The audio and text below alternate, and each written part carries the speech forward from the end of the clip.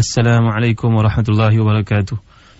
Innal hamdalillah nahmaduhu wa nasta'inuhu wa nastahdihi wa nastaghfiruh wa natubu ilayhi wa natawakkalu alayhi wa na'udzu billahi min shururi anfusina wa sayyiati a'malina. Man yahdihillahu fala mudilla lahu wa man yudlil fala hadiya lahu. Wa ashhadu an la ilaha illallah wahdahu la syarika lahu wa ashhadu anna Muhammadan 'abduhu wa rasuluh. Ya ayyuhalladzina amanu taqullaha haqqa tuqatih ولا تموتن إلا وأنتم مسلمون يا أيها الناس اتقوا ربكم الذي خلقكم من نفس واحدة وخلق منها زوجها وبث منهما رجالا كثيرا ونساء واتقوا الله الذي تساءلون به والأرحام إن الله كان عليكم رقيبا يا أيها الذين آمنوا اتقوا الله وقولوا قولا سديدا يصلح لكم أعمالكم ويغفر لكم ذنوبكم ومن يطع الله ورسوله فقد فاز فوزا عظيما اللهم صل وسلم وبارك على سيدنا محمد وعلى آل سيدنا محمد كما صليت وسلمت وباركت على سيدنا إبراهيم وعلى آل سيدنا إبراهيم في العالمين إنك حميد مجيد أما بعد. Saudara penerbit Al-Ustaz Mahdi Syarudin, sidang pendengar 2IQ yang dirahmati dan dikasihi Allah sekalian. Alhamdulillah, bersyukur kita kepada Allah Subhanahu wa taala kerana dengan limpah kurnianya, taufik inayahnya dapat kita berada dalam majlis ilmu ini, perkongsian bersama-sama menatijahkan kepada kita kefahaman terhadap kitabullah, kefahaman bagaimana nak beramal dengannya dan menjadikan kita makin hari makin dekat dengan Allah Subhanahu wa taala, makin terasa kemanisan, kelazatan mengabdikan diri kepadanya. Sidang pendengar yang dirahmati dan dikasihi Allah sekalian, dalam pertemuan yang lalu kita sudah bincangkan bagaimana perkataan disebut oleh Allah Subhanahu wa taala, ayat yang diulang-ulang, perenggan yang diulang-ulang dalam firman-Nya dalam surah yang istimewa ini, iaitulah a'udzubillahi minasyaitonir rajim.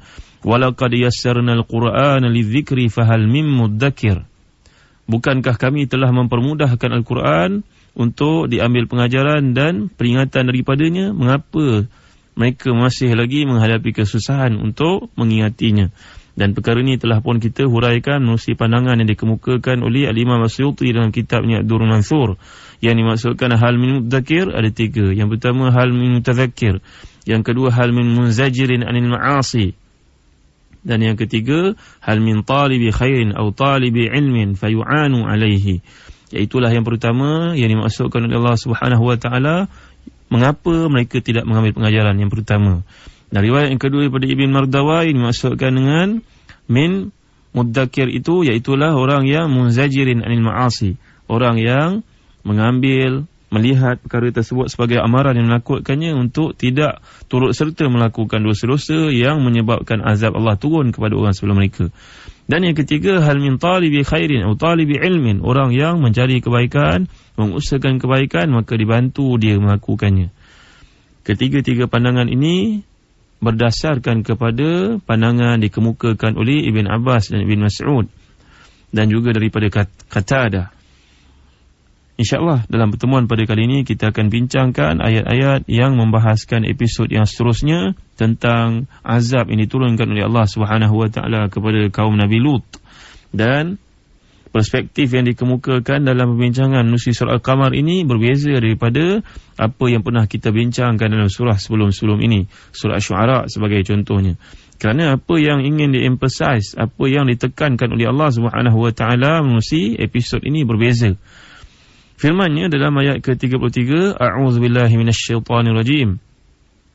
Kadzabat qaum Lutin bin nuzur.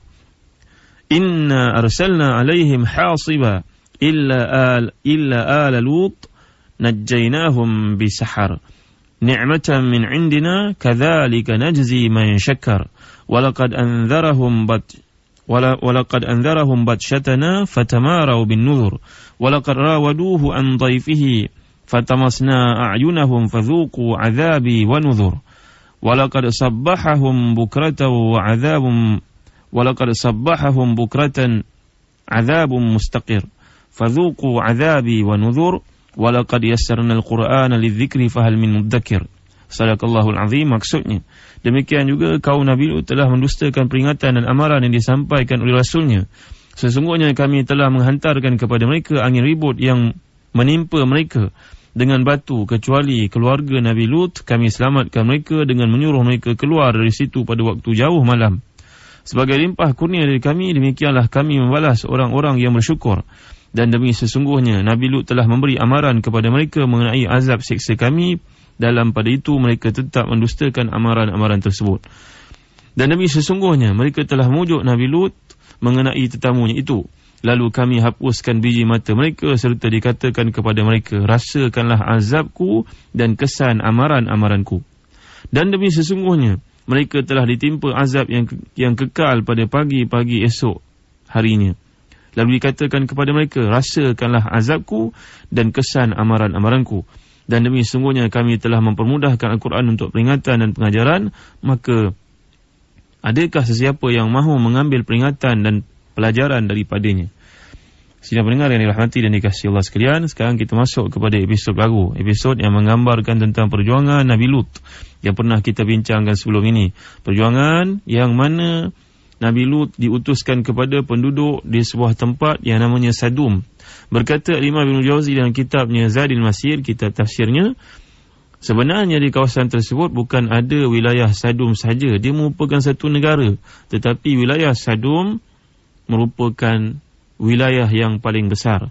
Dengan sebab itu dinamakan kawasan tersebut Sadum litaghlib, kerana di sudut bahasa Arab namanya yang mana yang paling dominan. Artinya di situ ada tempat-tempat lain, ada kawasan-kawasan lain, ada 5 teritori, ada 5 wilayah dalam kawasan tersebut. Yang paling besarnya dipanggil sebagai Sadum. Bila kita melihat firman Allah Subhanahu wa taala dalam ayat yang ke-33 di sini, Allah Subhanahu wa taala menggambarkan azab tersebut turun dengan batu-batu yang menimpa mereka. Sebenarnya bila kita melihat apa yang dikemukakan oleh Allah Subhanahu wa taala dalam surah Hud, disebut Allah Subhanahu wa taala telah pun mengutuskan kepada mereka batu-batu daripada api neraka. Dan di sini disebut pula dengan hujan batu. Di sini ada satu perbezaan pandangan yang dikemukakan oleh para ulama berdasarkan kepada kedua ayat ini. Sebenarnya ayat ini maksud satu.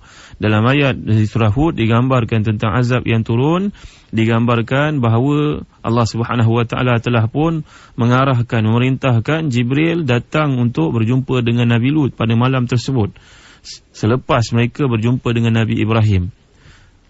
Perjalanan mereka bertiga, iaitu Jibril, Mikail dan Israfil, untuk berjumpa dengan Nabi Lut, memaklumkan kepada mereka azab yang akan turun ke atas mereka pada malam itu.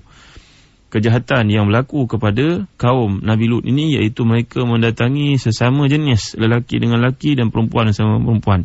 Disebut oleh Imam Az-Zahabi dalam kitabnya Al-Kabair, menjelaskan tentang dosa melakukan liwat. Dikatakan man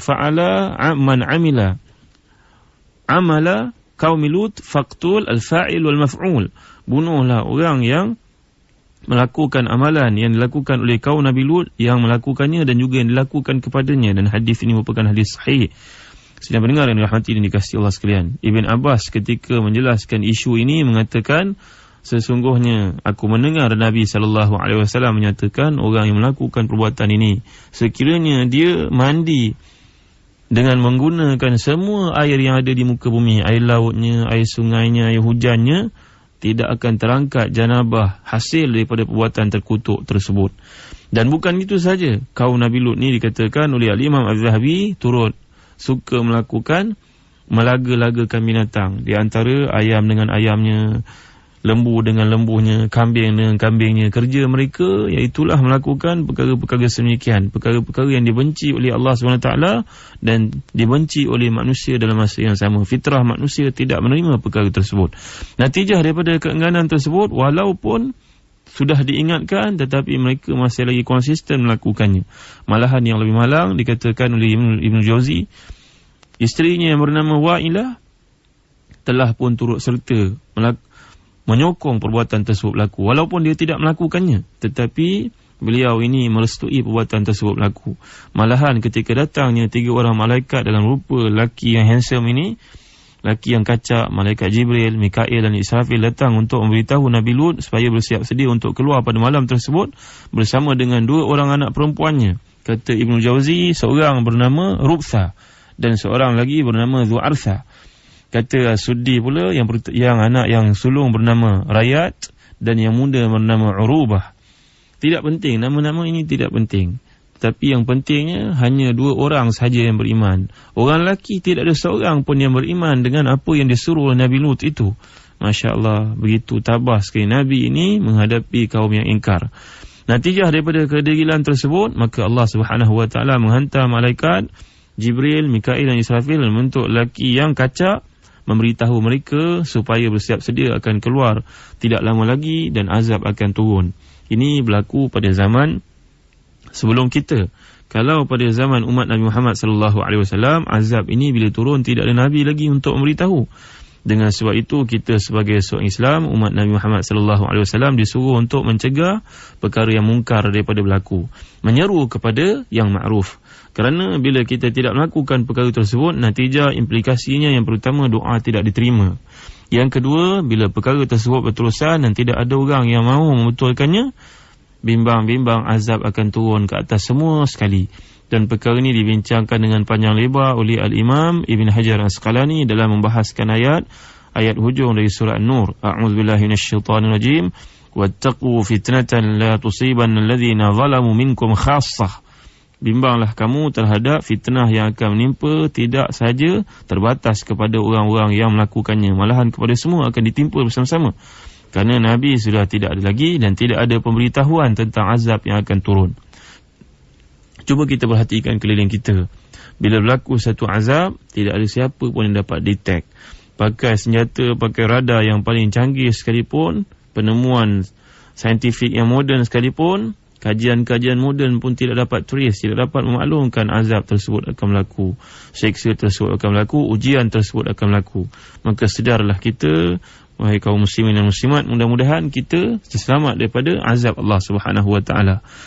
Dalam konteks apa yang kita bincangkan di sini, bila perkara tersebut telah ditetapkan oleh Allah, maka Nabi Lut pun bertanya kepada Jibril, wahai Jibril, azab akan turun, bagaimana kami bisa keluar dari tempat ini selepas Allah Subhanahu Wa Taala memagarinya?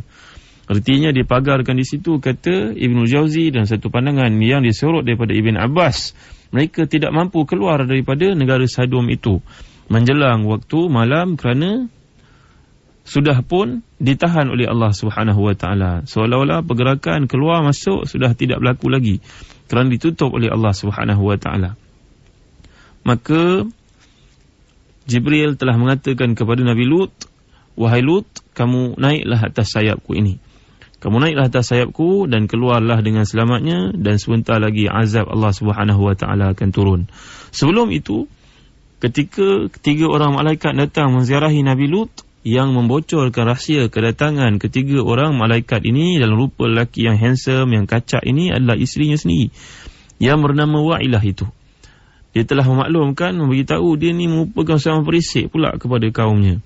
Memberitahu kaumnya, telah datang kepada kami pada malam ini. Mereka datang pada waktu malam. Malaikat datang pada waktu malam dengan tujuan bersembunyi daripada pengetahuan penduduk-penduduk yang suka melakukan homoseks itu. Bila mereka mengetahui kedatangan malaikat bertiga ini dalam rupa lelaki yang cukup mengasyikkan mereka, disebut dalam hadis merupakan datang dalam keadaan amrad. Amrad ini kalau sebut bahasa Arab, orang lelaki yang tidak berjanggut dan tidak bermisai, rupa yang mirip kepada rupa orang perempuan. Lalu mereka telah pun datang pada malam itu juga untuk mencari 3 orang utusan, 3 orang tetamu yang datang kepada Nabi Lut dengan tujuan untuk memaksa mereka, menjadikan mereka mangsa kejahatan seks luar tabi'i mereka. Bayangkan, sidang pendengar yang dirahmati dan dikasihi Allah sekalian. Akhirnya Allah Subhanahu Wa Taala telah memperkenankan doa yang dipohon oleh Jibril untuk melakukan azab itu, riak-riak azab yang pertama. Sebagaimana disebut oleh Allah Subhanahu Wa Taala bila kita lihat apa yang dikemukakan dalam ayat ke-37, a'udzubillahi minasyaitonirrajim, walaqad rawaduhu an dhaifihi fatamasna a'yunahum fadhuqu 'adzabi wa nuzur. Dan demi sesungguhnya mereka telah memujuk Nabi Lut. Dalam tafsir Ad-Durrul Manthur, kata Al-Imam Asyuti, menerusi pandangan dikemukakan daripada para sahabat, mereka bukan sahaja memujuk, selepas gagal memujuk, mereka telah pun memecahkan pintu rumah Nabi Lut. dengan tujuan memujuk daripada luar supaya dapat memenuhi nafsu seks mereka yang luar biasa itu. Nabi Lut tidak dapat penuhi, dipecahkan pintu. Dan bila dipecahnya pintu, malaikat Jibril yang turut serta dalam rombongan itu telah pun melempang mereka ini dengan sayapnya, lalu buta mereka. Kata Al-Imam Al-Kalbi dalam tafsirnya, kitab tafsir At-Tashil, dikatakan dibutakan di situ, tidak dilihat. Mereka masuk dalam rumah Nabi Lut, mereka tak nampak, padahal 3 orang tetamu tersebut ada bersama-sama. Tetapi ini merupakan satu pandangan yang bersifat dhaif. Qila ini kalau kita mempelajari hukum fiqh, kita belajar kitab fiqh, kita belajar kitab hadis, kita belajar kitab tafsir, qila merupakan pandangan kedua, pandangan yang tidak kuat. Kalau kita lihat kepada zahir ayat, yang mana ini merupakan perkara yang lebih baik, Allah Subhanahu wa taala mengatakan fatamasna a'yunahum fadhuqu 'adzabi wa nuzur. Kami telah pun membutakan pandangan mereka, kata Ibn Abbas dalam apa yang dikemukakan oleh Al-Imam Ibn Katsir, bahawa malaikat Jibril telah pun melempang mereka ataupun mengibas muka mereka dengan sayapnya dalam rumah Nabi Lut selepas mereka berjaya membuka pintu rumah tersebut. Bila dikibasnya muka itu, butalah mereka. Lalu baliklah mereka ke rumah mereka dalam kegelapan, tak nampak apa-apa, memegang-megang dinding-dinding, tiang, pokok dan sebagainya untuk sampai ke rumah. Dan mereka telah mengatakan dalam ayat yang Allah SWT sebut, ayat ke-38, وَلَقَدْ صَبَّحَهُمْ بُكْرَةً عَذَابٌ مُسْتَقِرٌ. Dan demi sesungguhnya mereka telah ditimpa azab yang kekal pada pagi-pagi hari esoknya. Dalam kitab tafsir Ibn Katsir dikatakan azab tersebut berlaku menjelang waktu sebelum subuh. Apa yang dikemukakan oleh Al-Imam Ibn Jauzi dalam kitabnya Zadul Masir, malaikat Jibril datang semula selepas menyelamatkan Nabi Lut dengan anaknya yang berdua itu, 2 orang gadis anak daranya itu. Maka datanglah malaikat Jibril untuk melakukan perkara tersebut, iaitu dia telah pun mengauk permukaan bumi setebal 7 lapisan tersebut, dinaikkan ke langit sehingga pekikan semua binatang yang ada di atasnya kedengaran kepada semua penghuni langit pada waktu itu, dengan bunyi nubah, al-kilab, salakan anjing dan sebagainya, semuanya kedengaran kepada penghuni langit.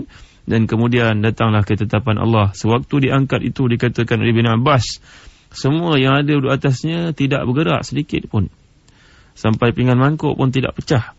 Tetapi bila diterbalikkan, hancurlah muka bumi tersebut. Lalu kemudiannya Allah Subhanahu wa taala telah pun plasterkan dengan batu-batu yang besar, dan terbukti dari sudut kajian geografi bentuk muka bumi di situ, batu-batunya berbeza daripada batu-batu di mana-mana permukaan bumi di tempat yang lain. Sidang pendengar rahmati dan dikasihi Allah sekalian, jika berkesempatan, pergilah kita berziarah ke tempat-tempat seperti ini untuk melihat, mengambil pengajaran terhadap peristiwa yang pernah berlaku kepada orang-orang sebelum kita, supaya yang datang kemudian dapat mengambil pengajaran bahawa azab Allah SWT itu jika turun, maka tempat tersebut diharamkan untuk orang yang datang kemudian untuk tinggal padanya, kerana tempat tersebut sudah pun laknat oleh Allah SWT. Wallahu a'lam. Wa sallallahu ala sayyidina Muhammad wa ala alihi wa sahbihi wa baraka wa sallam. Wassalamu alaikum warahmatullahi wabarakatuh.